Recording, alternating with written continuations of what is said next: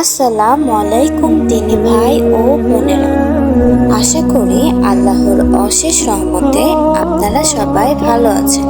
একবার রাসূলুল্লাহ সাল্লাল্লাহু আলাইহি ওয়াসাল্লামের নিকট এক ব্যক্তি উপস্থিত হয়ে বলল, হে আল্লাহর রাসূল, আমার মধ্যে তিনটি বদ অভ্যাস রয়েছে: মিথ্যা বলা, চুরি করা ও মদ খাওয়া। আমি তিনটি বদ অভ্যাসই ছেড়ে দিতে চাই, কিন্তু একসাথে এই সবকটি ছাড়তে পারছি না। আমাকে এক একটি করে এগুলো পরিত্যাগ করার সুযোগ দিন এবং কোনটি আগে ত্যাগ করব তা বলে দিন।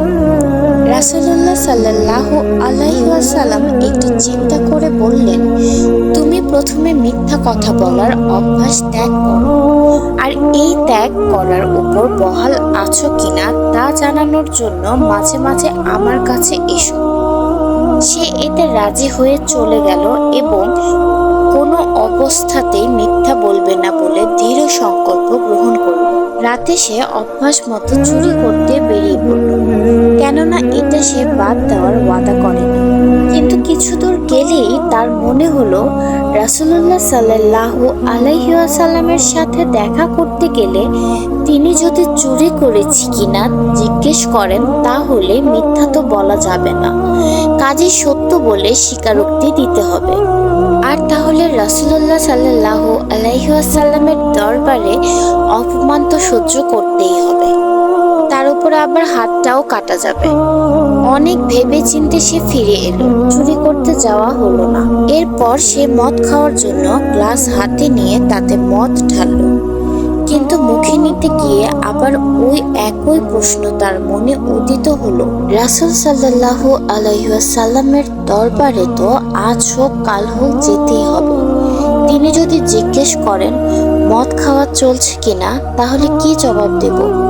মিথ্যা তো বলা যাবে না, আর সত্য বললে অপমান ও ৮০ ঘা বেত্রদণ্ড।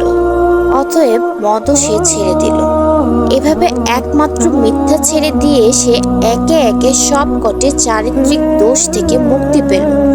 রাসূল সাল্লাল্লাহু আলাইহি ওয়াসাল্লাম সত্যই বলেছেন, মিথ্যা হলো সকল পাপের জননী। এই ঘটনাটির মধ্যে রয়েছে মানুষকে ইসলামে দীক্ষিত করার একটি অত্যন্ত বিজ্ঞানসম্মত চমকপ্রদ কৌশল। সেই শিক্ষাটি হলো, ইসলাম বিরোধী কর্মকাণ্ড ও চরিত্র যখন কারো অভ্যাসে পরিণত হয়ে যায়, তখন তাকে রাতারাতি শুদ্ধে পবিত্র করা সম্ভব হয় না। এজন্য ধীরে ধীরে ও পর্যায়ক্রমে চরিত্র সংশোধনের চেষ্টা করতে হবে। এতে সফলতা লাভ করা সহজতর হবে। এই কথা ব্যক্তির ক্ষেত্রে যেমন সঠিক, জাতির ক্ষেত্রেও তেমনি অভ্রান্ত।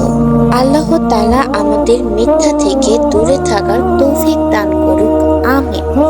এই দোয়া করে আজকের ভিডিওটি এখানেই শেষ করছি।